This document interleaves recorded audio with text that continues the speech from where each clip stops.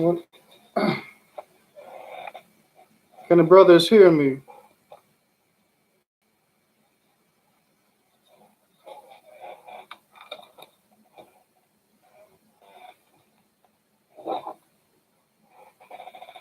Mic check 1 2 1 2.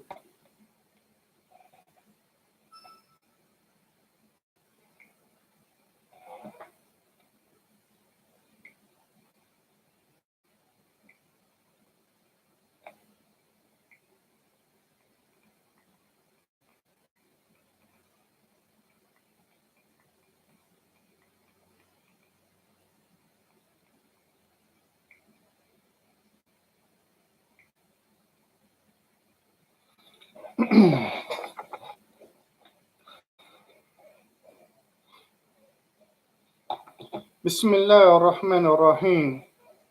Alhamdulillahi Rabbil Alameen.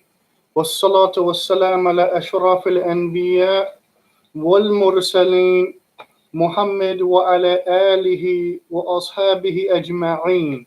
أما بعد. This particular presentation will be in the form of a class more so than a speech or a lecture.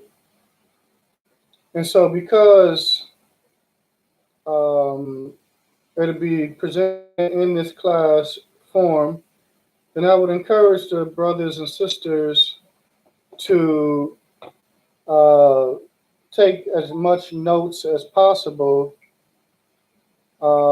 Listen attentively, but take notes as well, because there will be a lot of benefits that will be reached and or discussed.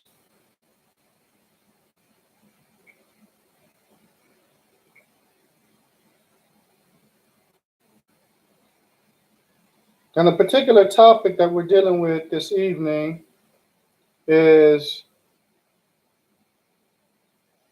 those who are obligated to fast, those that are obligated to fast. And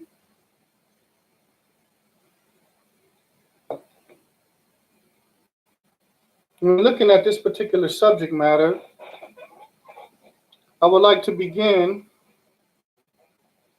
uh, with the statement of Allah Tabaraka wa Ta'ala when He says, شهر رمضان الذي أنزل فيه القرآن هدى للناس وبينات من الهدى والفرقان فمن شهد منكم الشهر فليصمه ومن كان مريضا أو على سفر فعدة من أيام أخر يريد الله بكم اليسر ولا يريد بكم العسر ولتكملوا العدة ولتكبروا الله على ما هداكم ولعلكم تشكرون.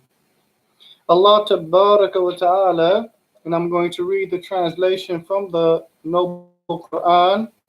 He states, the month of Ramadan, in which the Quran was revealed, a guidance for mankind and clear proofs for the guidance and the criterion between right and wrong.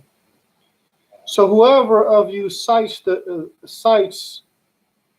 or witnesses, whoever from amongst you are witnesses the month, فَلْيَصُمْهُ, then let him fast, or he must observe the fast. And whoever is ill or on a journey, the same number of days which the individual is sick or on a journey, those same number of days are made up from other days. Allah intends for you ease, and He does not want to make things difficult for you. He intends for you ease, and He does not intend for you difficulty. And that you complete the number of days, and that you magnify Allah Ta'ala for having guided you, so that you may be from amongst those that are thankful and or grateful to Allah Tabaraka wa Ta'ala. That you may be from amongst those that are thankful. Ikhwat al-Islam, ya ibadallah, Al-Sheikh Abdul Rahman ibn Nasir al-Sa'di, rahimahullah ta'ala, he stated concerning this, the portion of the verse, فَمَنْ شَهِدَ مِنْكُمُ الشَّهْرَ فَلْيَصُمْهُ. He states concerning the portion of the verse, whoever from amongst you that witnesses this month, then let him fast it. He states, هذا فيه تعيين الصيام على القادر الصحيح الحاضر. ولما كان النسخ للتخيير بين الصيام والفداء خاصة أعاد الرخصة للمريض والمسافر لئلا يتوهم أن الرخصة أيضا منسوخة. He states that in this particular verse there is a specification. The fasting is being specified or particularized for or upon the one that is able, the one that is healthy and present, meaning in his locality. And when there was an abrogation for a choice between fasting or giving, the word would normally be translated as ransom, but what's intended here is feeding. When there was a choice between, due to there being a choice between those two prior to this command to fast with individuals. He states that the rukhsa, or the concession, that which gives exception to that, was held for the one that is sick and the one that is upon a journey. The one that is sick and the one that is upon a journey. This particular verse, as is seen by the statement of Abdul Rahman ibn Nasir al-Sa'di, it points or indicates the obligation of fasting upon the Muslims in general. And it gives an exception to a particular group from amongst the Muslims. A particular group from amongst the Muslims. Now this point is likewise seen within the Sunnah, because at one time, as is well known to all of us, the Muslims, as Abdul Rahman ibn Nasir al-Sa'di stated, would have a choice between fasting and feeding. We have a narration that is collected by Imam Muslim that illustrates this, and it is upon the authority of Salama ibn al-Aqwa', where he stated, كنا في رمضان على عهد رسول الله صلى الله عليه وسلم من شاء صام ومن شاء أفطر فافتدى بطعام مسكين. He stated that we were with or in Ramadan during the time of the Prophet sallallahu alaihi wasallam, and whoever wanted to or willed to fast, he would fast, and whoever willed would break his fast and would compensate by feeding a poor person.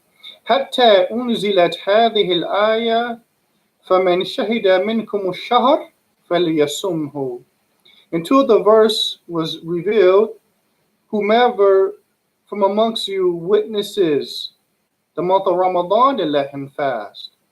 Showing that at this point, that option was done away with. The option of fasting or feeding a poor person was done away with. Now, before I continue, then I want to just point to a narration that shows us the virtues of fasting.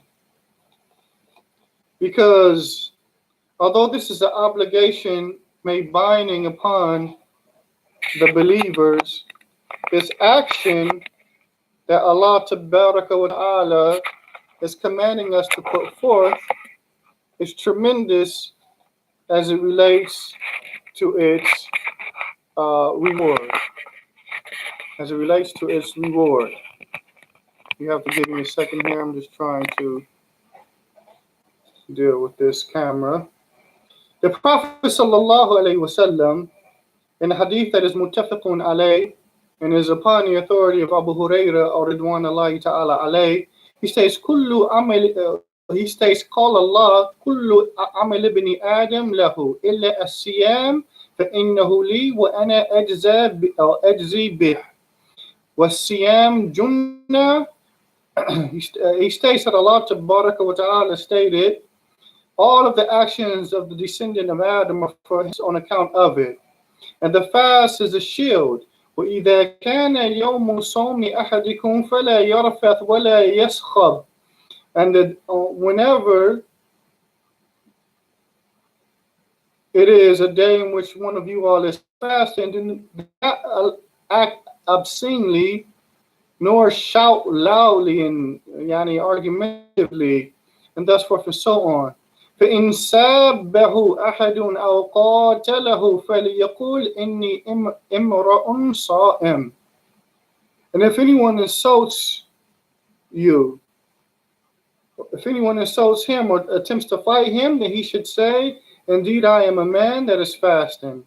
والذي نفس محمد بيده لخلوف فم الصائم أطيب عند الله من ريح المسك.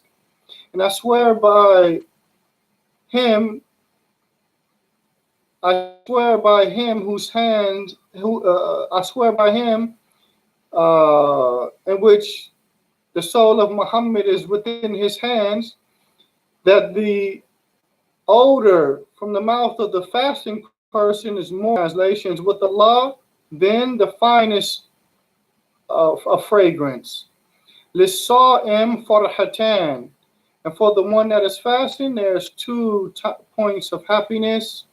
يَفْرَحُهُمَا إِذَا أَفْطَرَ فَرِحَ وَإِذَا لَقِيَ رَبَّهُ فَرِحَ بِصَوْمِهِ. So for the fasting person, there are 2 points of happiness. He is happy when he breaks his fast, at the time that he's breaking his fast, and he is happy when he meets his Lord.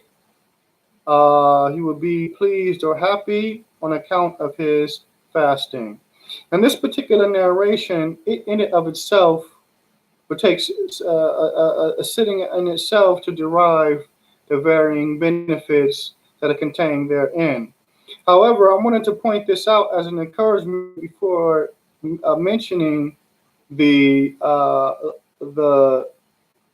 conditions that must be in place to make it obligatory for the individual to fast, as an encouragement for those who have to fast to stay focused on these things that the Messenger sallallahu alaihi wasallam mentioned as it relates to the rewards and the benefits for this particular action.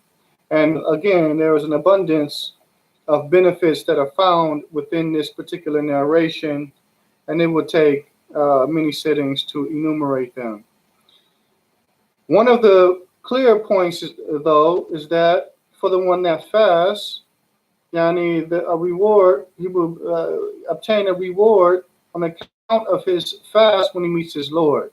This is from the good deeds that bring an individual closer to the mercy of Allah and closer to the forgiveness of Allah, and they're entering into Allah Tabaraka wa Ta'ala's paradise. Allah Tabaraka wa Ta'ala, he clearly states, وَتِلْكَ الْجَنَّةُ الَّتِي أُورِثْتُمُوهَا بِمَا كُنْتُمْ تَعْمَلُونَ. And this is the paradise that you all have inherited on account of that which you used to do, on account of that which you used to do. So let this be encouragement for the believer to implement and that he rewards on account of it, and thus forth and so on. Now, when looking at this issue of those who are obligated to fast, then we want to take a look at four conditions, for lack of better expressions, or four conditions that are connected to the performance of the fast. The first condition or circumstance, those who perform al-ada fi shahr, yani the performance of the fast within the month. This is the first circumstance of people or condition of people, those that must fast the القضاء في أيام أخر, يعني those who make up the fast with other days outside of the month. That's the second circumstance. The first, those who perform it within the month. The second, those who make up days of the month of Ramadan outside of the month of Ramadan. The third circumstance, those who are given a choice as it relates to the first two things that were previously mentioned. Those that are given a choice between fasting within the month or not fasting and making those days up at some other time. That's the third circumstance. The fourth circumstance is those to which the obligation of fasting have been dropped. Those to whom which the obligation of fasting is dropped, right? That is the fourth circumstance. That's the fourth circumstance. When looking at the conditions of fasting or the prerequisites of fasting, then we will come to understand who fits into each of these circumstances and who does not. Now, again, we're going to be taking a look at conditions of fasting. And so, when looking at this aspect of the fast, or this aspect of the subject, better yet, then it is incumbent for us to understand what exactly a prerequisite is. The word in the Arabic language that I'm referring to is shart, and the plural to it is shurut. We've probably heard this used in other aspects of knowledge. For instance, shurut salat, the conditions or prerequisites of the salat, and thus forth and so on. When looking at this, then we want to take a look at the meaning from the Islamic technical perspective and not the linguistic perspective. We don't have that much time, so we're going to look at things only from the Islamic technical perspective because that's what's intended. The Islamic technical definition for shart, and the plural being shurut, would be ma yulzimu bi adamihi al-adam wa ma la yulzimu bi wujudihi al-wujud. That it is that which necessitates by the absence of it, meaning the prerequisite, the absence of the act of worship. That which necessitates by the absence of the prerequisite, the absence of the act of worship. That's the first part of the definition. The second part being, and it is that which does not necessitate by the existence of it, yani of the condition, the existence of the act of worship. The existence of the act of worship. To give a brief example of the first part, what necessitates by the absence of it, the absence of the act of worship, will be like the salat. The individual, he performs the prayer, however, he does not, or he is not in a state of ritual purity. He is not in a state of ritual purity. ritual purity is a condition for the validity of the prayer. If it is not there, then the prayer is not sound. The prayer is not sound. All right? Now, as it relates to the example of and the existence of it does not necessitate the existence of the act of worship, would be if all of the conditions are gathered. Like if we're using the salah as an example, the wudu, the ritual purity is there. The removal of impurity is there. The time for the prayer is there. And thus forth and so on to the end of the prerequisites. All of them are there. Just because all of the prerequisites are there doesn't necessitate or doesn't mean that the act of worship is there. Why? Because an individual still has to embark on the act of worship, meaning he still has to implement that act of worship. So that's what's intended by this particular definition. And so when it comes to the validity or the acceptance of an act of worship, all of the conditions have to be gathered, and the mawani', meaning all those things that will be an obstacle in the act of worship being accepted will have to be removed. They will have to be removed. Al-mawani' is the plural to mani', and its definition is the opposite of a condition. As a mani', it is ma yulzimu bi wujudihi al-adam, wa ma la yulzimu bi adamihi al-wujud. That it is what necessitates by the existence of it the absence of the act of worship. The absence of the act of worship. And it does not necessitate by the absence of it the existence of the act of worship. In order for us to understand this, then I want to bring an example in order for this to be clear. The first part of the definition, that which necessitates by the existence of it the absence of the act of worship, it would be like the sister, for instance, who is on a menstrual cycle. A sister who is on her menstrual cycle. The menstrual cycle is something that will prevent the validity of the prayer. If she prayed 2, 3, 4, or 5 times, her prayer would not be accepted due to her being in this state. So it is that which will prevent the salat from being valid. There's something that will prevent the salat from being valid. Now let's say, for instance, you have a sister who is not upon a menstrual cycle. And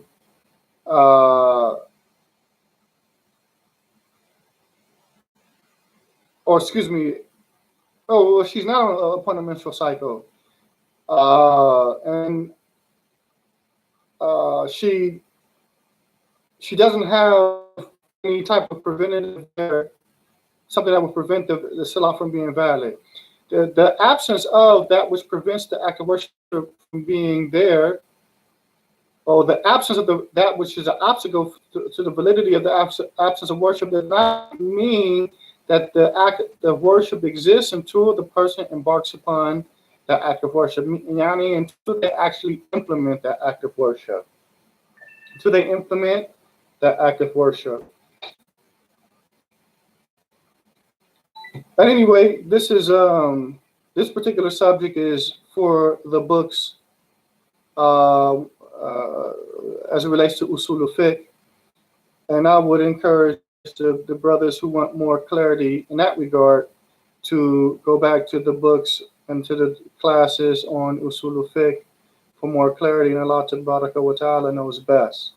And when dealing with as-siyam, then first and foremost, before dealing with the conditions, we want to understand what is intended by as-siyam.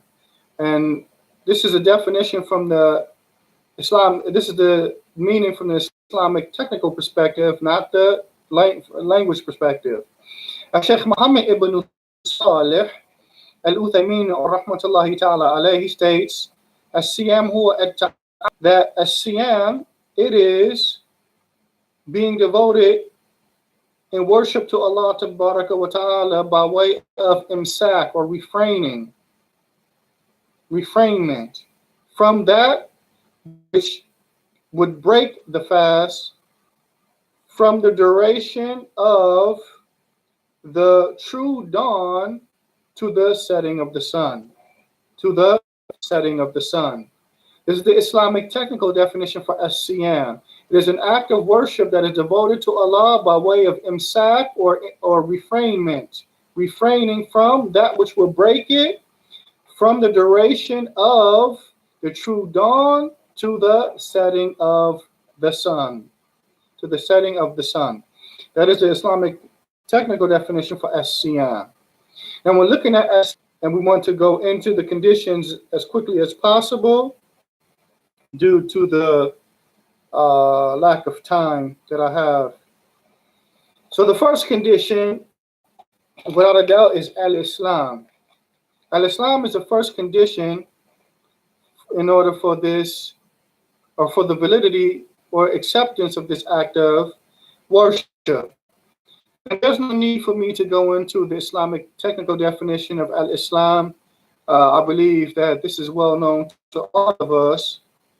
But what I would like to do is, just bring a proof showing or supporting the fact that al-Islam is a prerequisite for the validity of this act of worship. And when we say al-Islam, خرج من ذلك الكفر.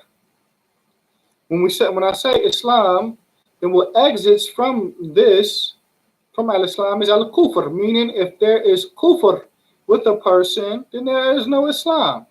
He has no Islam. If he is a kafir, he cannot be considered a Muslim. So خرج من ذلك الكفر. Kufr is removed from what is intended here by al-Islam. Now Allah Tabaraka wa Ta'ala, He says in Surah Al-Furqan, verses 22 and 23, and I'm going to read from the translation of the Noble Quran. Allah says, يَوْمَ يَرَوْنَ الْمَلَائِكَةَ لَا بُشْرَى يَوْمَئِذٍ لِلْمُجْرِمِينَ وَيَقُولُونَ حِجْرًا مَحْجُورًا.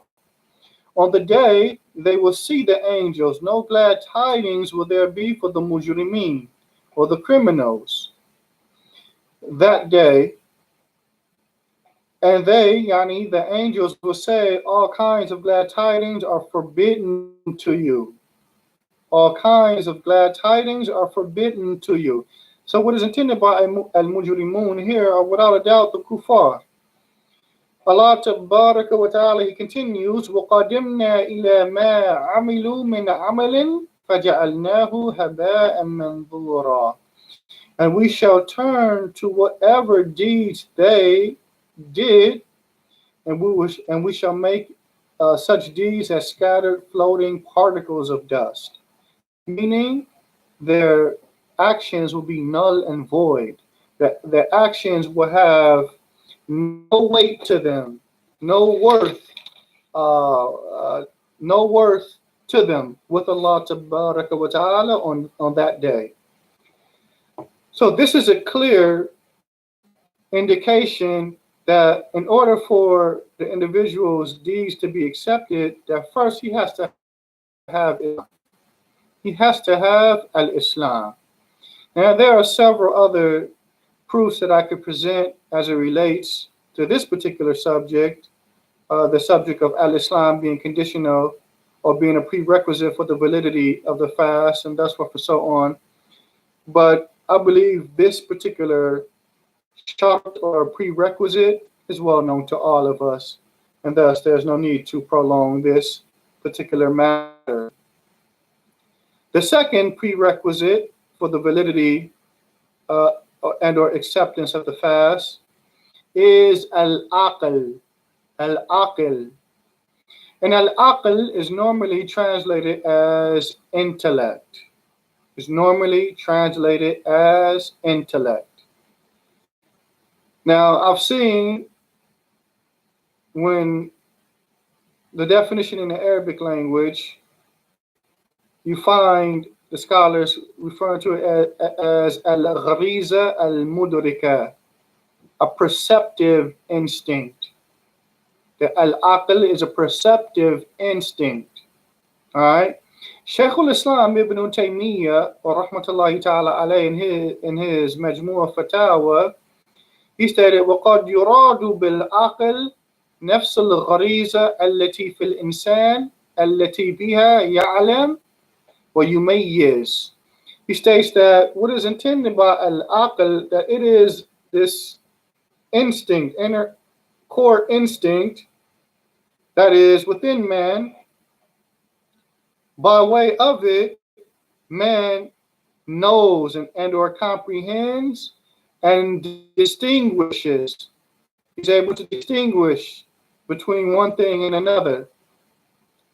And he is able to ascertain what is considered to be a benefit from that which is considered to be harm. كما قال أحمد ibn Hanbal والحارث المحاسبي وغيرهما. Yani, just as, this is Shaykh al-Islam ibn Taymiyyah continuing, just as Imam Ahmed and al-Harith al-Muhasibi and other than them have stated that indeed al-aql ghariza, that al-aql, it is this type of instinct. وهذه الغريزة ثابتة عند جمهور العقلاء, and this type of instinct is firmly planted within the overwhelming majority of those that are considered to be intellectualists or intelligent, and those who are considered to be intelligent. So this is what we find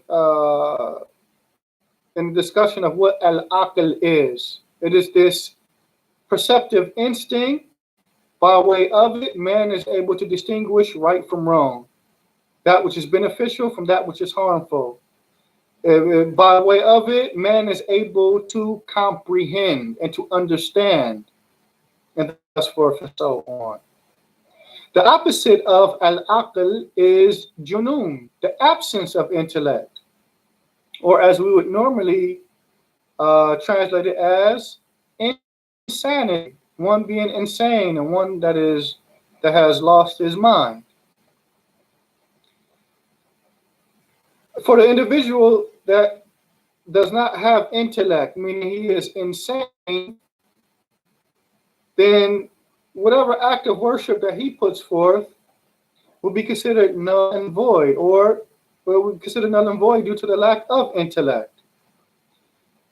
But it is what we normally understand as being insane, it comes under what we're referring to as junoon, and then there are things that are attached to that as well. There are things that take the same ruling of junoon, or insanity.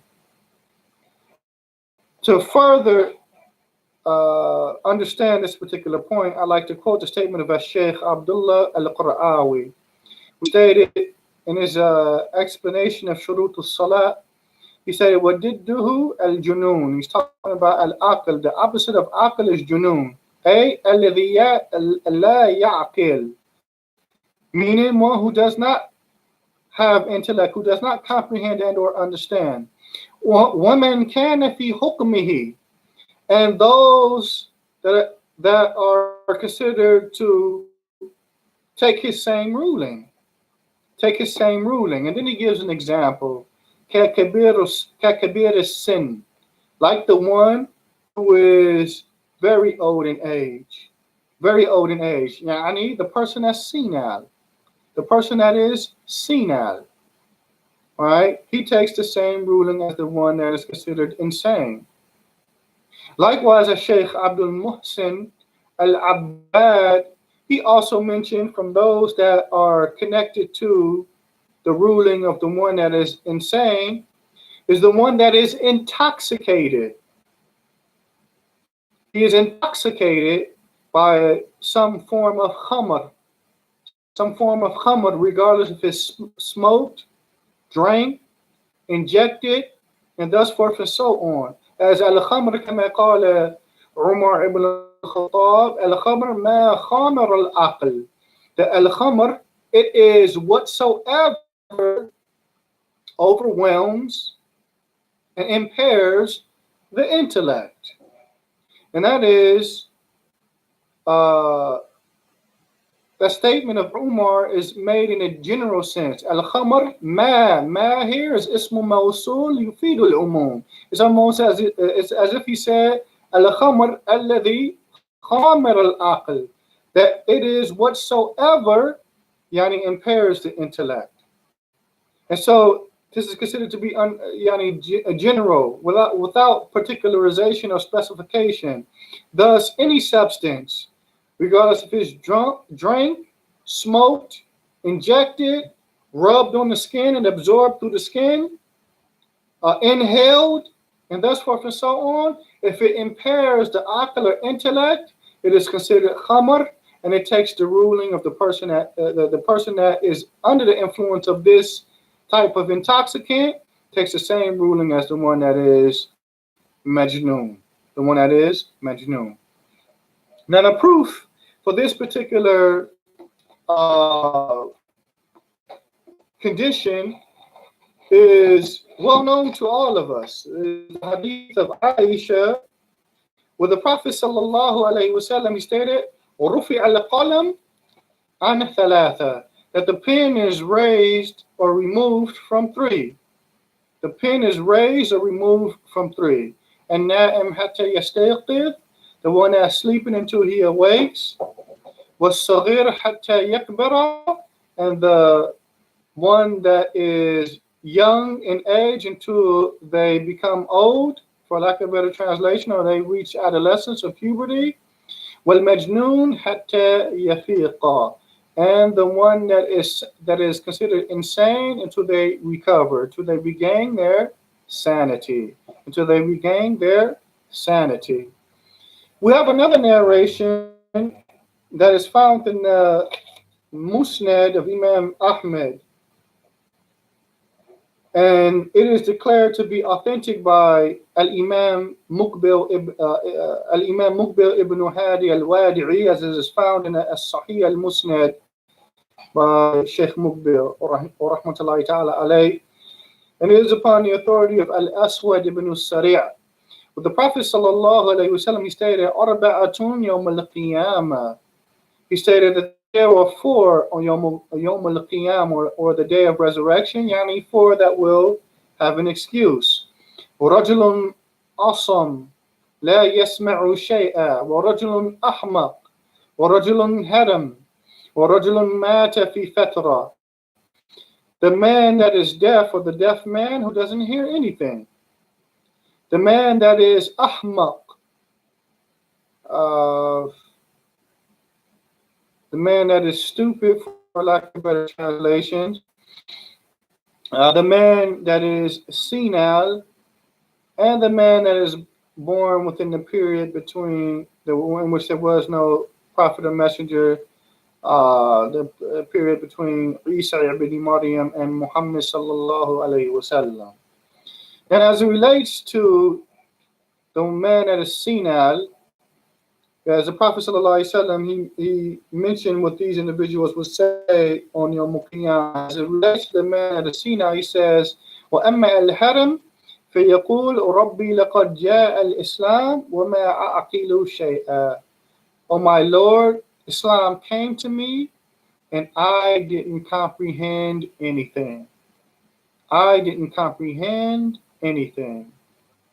Showing that this individual, for him, there's an excuse due to his lack of aql, due to his lack of being able to distinguish truth from falsehood, distinguish right from wrong, distinguish beneficial from harmful.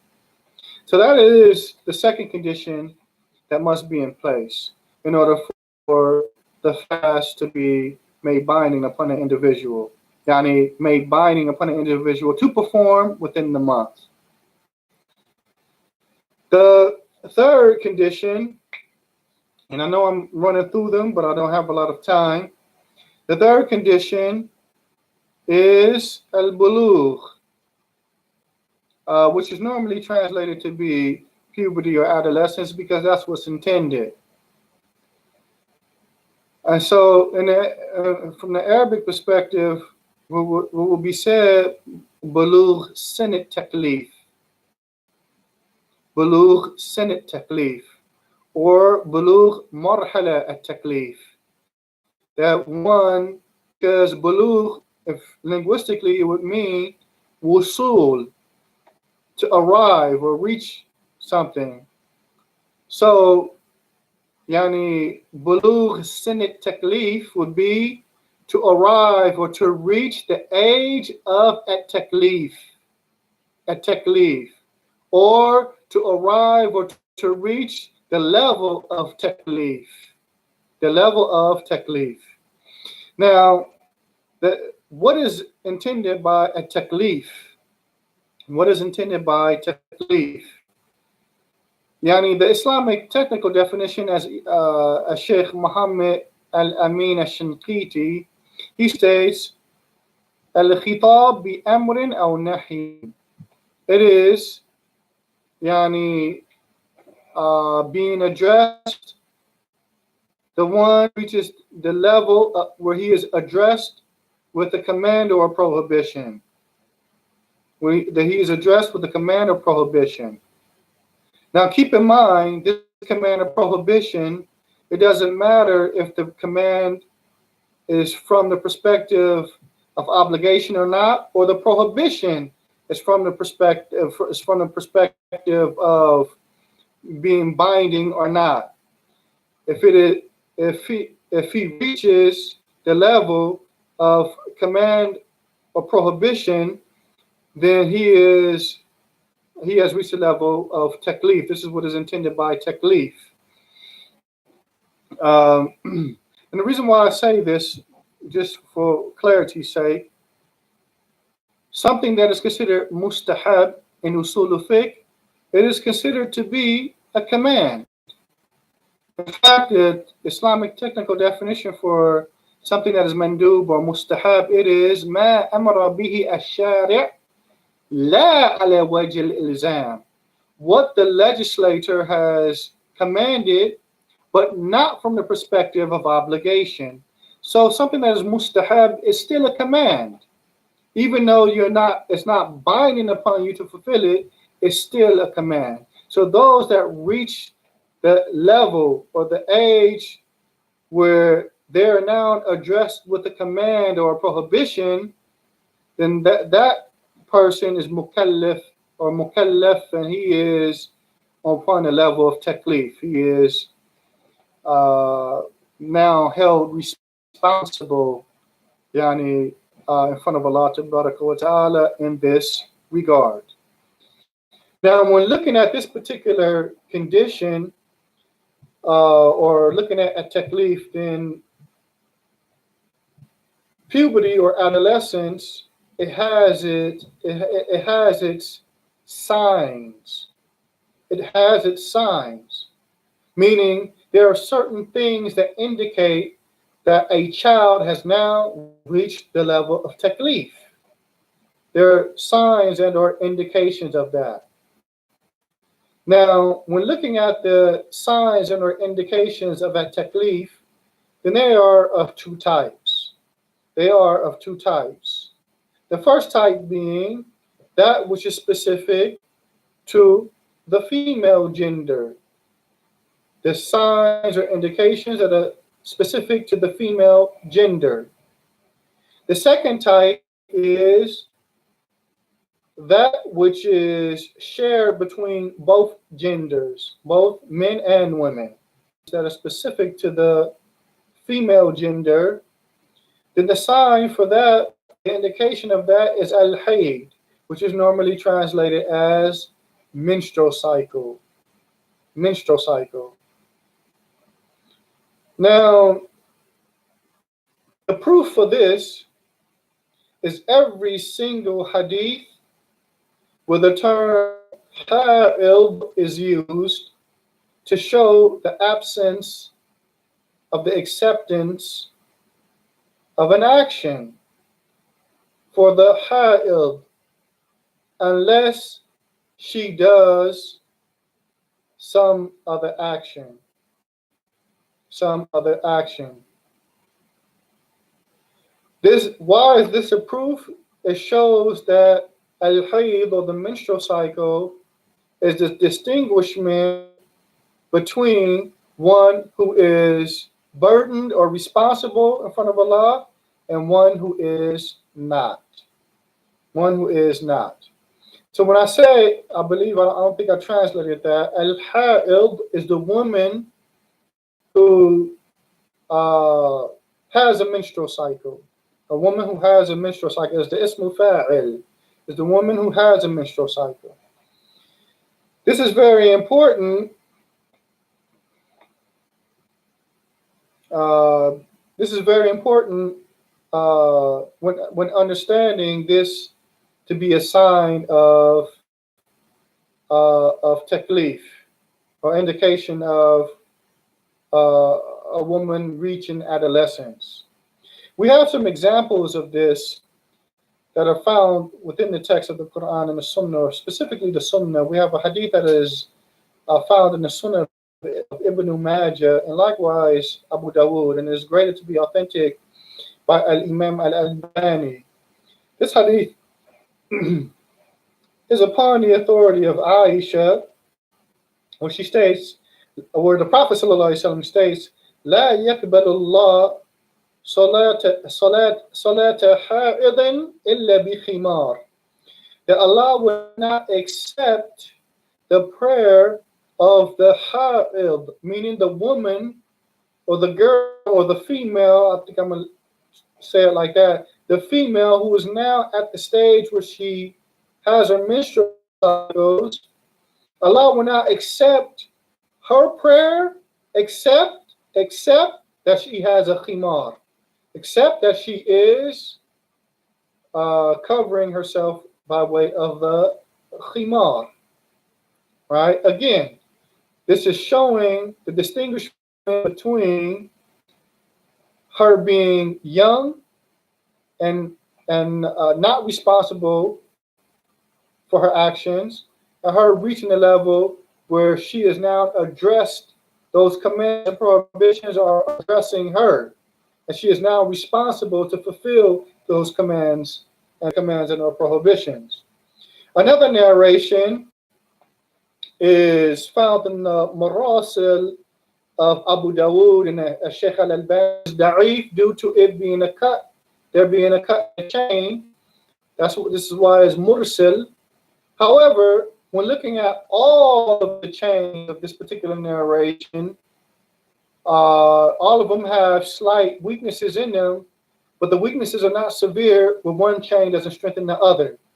And this particular narration, it leads back to Qatada, where he states, إن الجارية إذا حاضت لم يصلح أن يرى منها إلا وجهها ويداها إلى المفصل. He states that the Prophet ﷺ, he stated, indeed the jariya, or the young girl, if she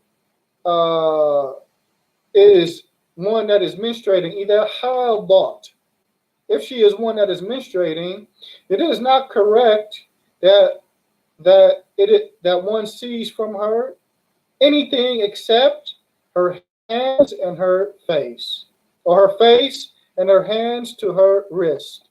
And her hand is a narration that is surrounded around discussion amongst the people of knowledge.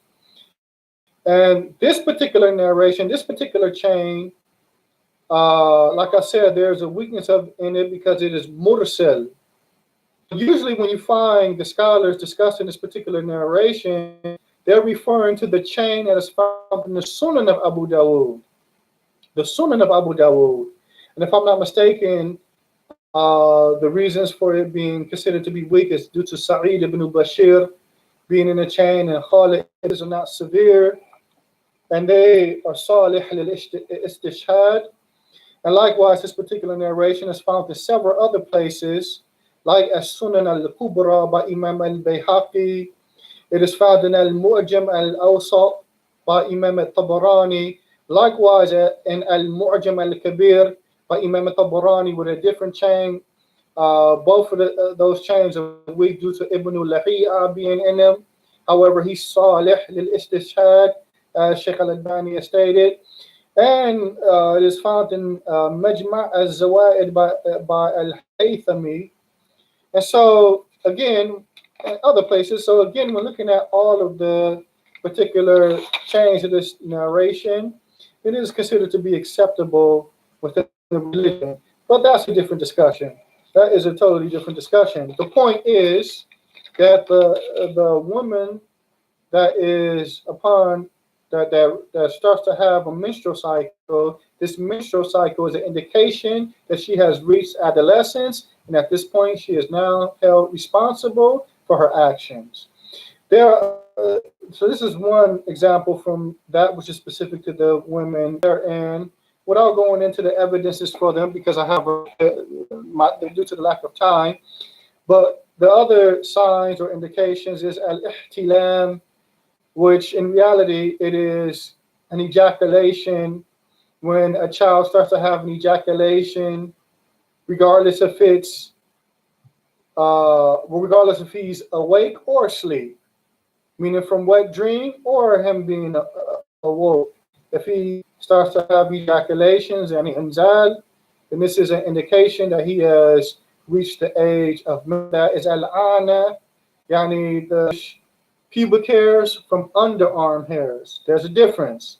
What is intended is pubic hairs, hairs that grow around the private part. And then the last indication is one reaching the age of 15. If none of those previous signs are present, then once a person reaches the age of 15, then he is considered to be upon the level of taklif, and he is now burdened with the carrying out of Allah Tabaraka wa Ta'ala's legislation. So that's as it relates to the issue of bulugh or adolescence. And the proof that it is a condition for the validity or is a prerequisite for the validity of the siyam or the fasting is the same hadith that I quoted earlier for al-aql, the hadith of Aisha, where the Prophet sallallahu alaihi wasallam he stated, "Rufi al-qalam an thalatha," that the pen is lifted from 3. Because remember, in that particular narration, it stated, "As-saghir hatta yakbara," the one that is young, the child, until they reach an age of maturity, to reach an age or level of being grown. No. So that is the third condition that must be in place. The fourth condition, or to better understand this, then we want to look at what's not intended by this. خرج من ذلك المسافر, that the musafir, the one that is on a journey, he exits from this understanding. Why? Because we're dealing with someone who is settled in his locality, and he is a resident of a particular area, and he's in that particular area when the month of Ramadan comes in. He's a resident that is stationed within his hometown or home city.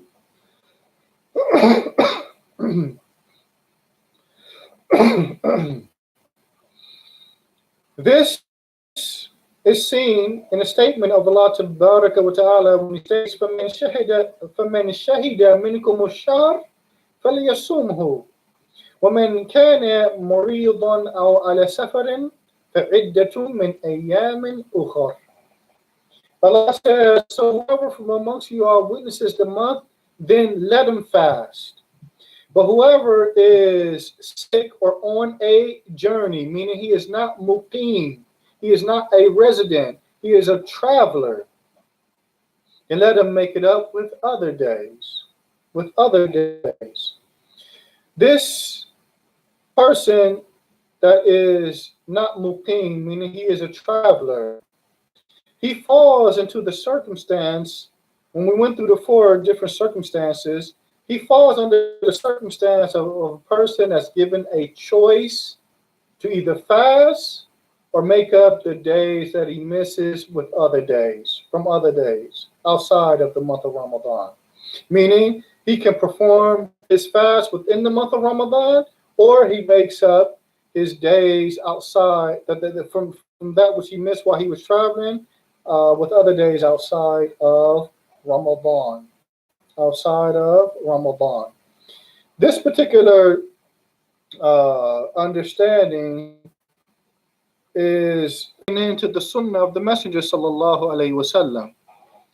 The Prophet sallallahu alaihi wasallam, where the companions were on journeys, and some would fast and some would break their fast. We have several narrations that point to this. Due to the lack of time, I'm only going to quote one, and it is the narration of Anas ibn Malik, and it is found in the Sahih of Imam al-Bukhari and Muslim. It's muttafaqun alayh.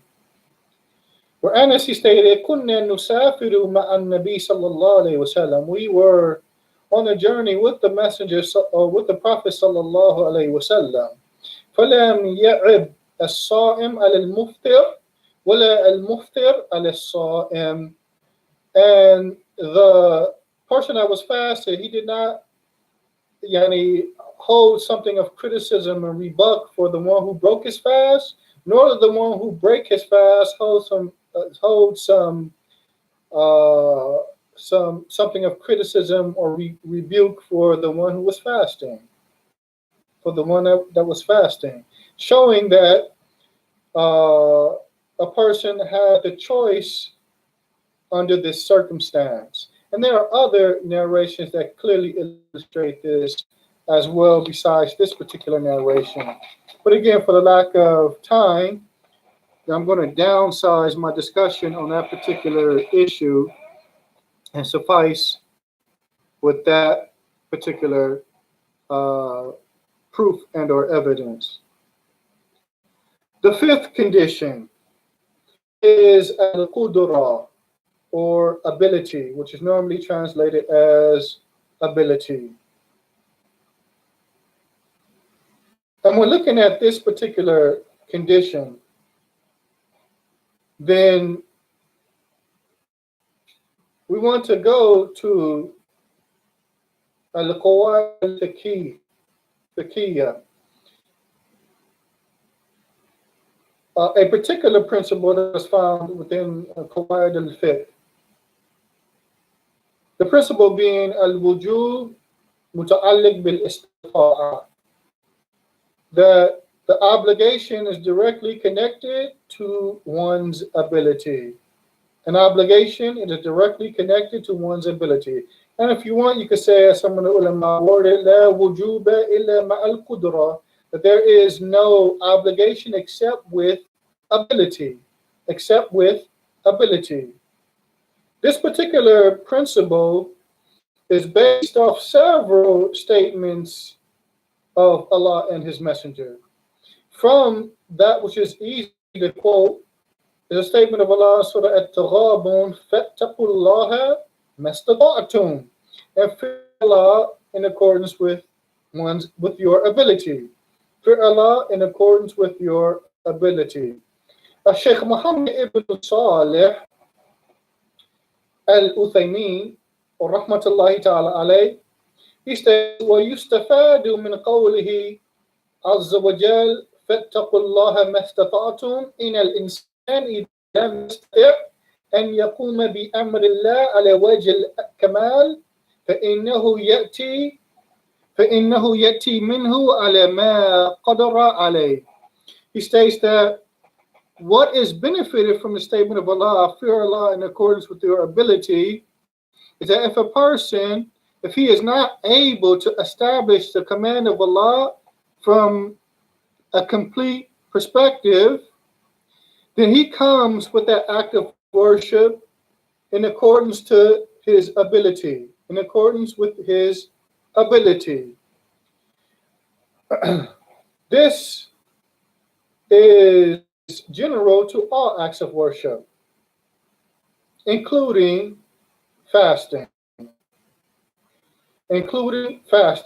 as there are some difficulties that a person may be faced with that could bring about one of two things.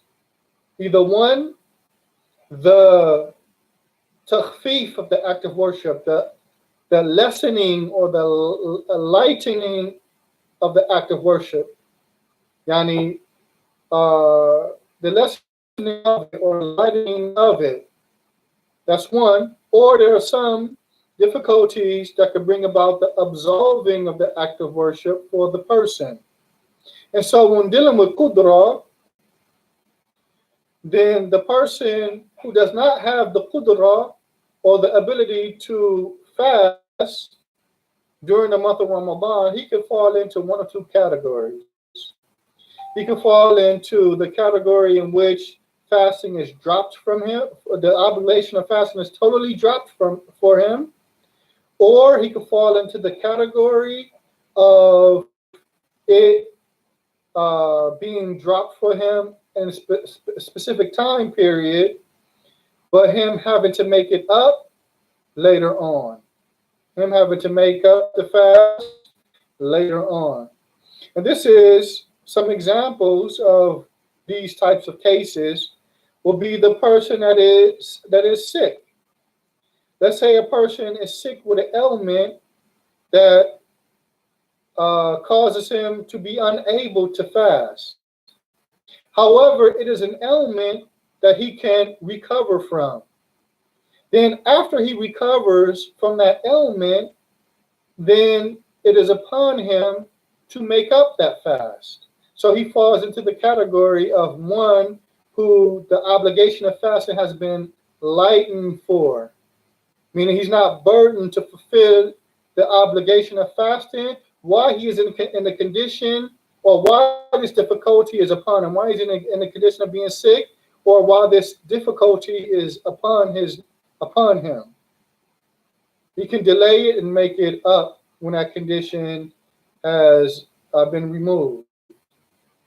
But however, you have some people that have sicknesses that are much more severe than that, and that are considered to be chronic. And so the ailment never goes away. The person in this case, the obligation of fasting is lifted from him. The obligation of fasting is lifted from him. And of course, he feeds a poor person, the conditions or the prerequisites for the validity of the fast. So that's one example. We have another example of like the person who is old in age, very old in age, and he becomes weak and feeble. And so he's unable to fast. He's unable to fast. In fact, the person in this circumstance, he will fall under the category of one whom the obligation has been lifted from. Then we have another example of the woman that is pregnant. The woman that is pregnant and unable to fast. She will fall under the category of one who makes up the days with other days. The days that she missed due to her pregnancy, that she makes them up with other days. The same as it relates to the woman that is breastfeeding, and thus forth and so on. The person that does not have the ability to fast, then the obligation of fasting in the month of Ramadan is not binding, is lessened or lightened or removed from them, from that which I previously mentioned. I'm looking at the time and I'm seeing that my time is just about up. And so we have one more condition, that being as-salim min al-mawani', a person being free from whatsoever would prevent the fast from being accepted. And to be quite honest, in closing, due to my lack of time, I would have liked to have been, and I prepared to be much more detailed as relates to all of these conditions. But in reality, this particular matter, the subject matter of the shurut of any act of worship, is a subject matter that could take several weeks going over if a person wants to really give justice to the subject. So, at any rate, hopefully, that which I presented is understood. Uh, it's understood. Hopefully, it's understood, and hopefully, the brothers and sisters uh, benefit from this. And Allah Tabaraka wa Ta'ala knows best. With that, subhanaka Allahumma wa bihamdika ashhadu an la ilaha illa anta astaghfiruka wa atubu ilayk. Assalamu alaikum wa rahmatullahi wa barakatuh.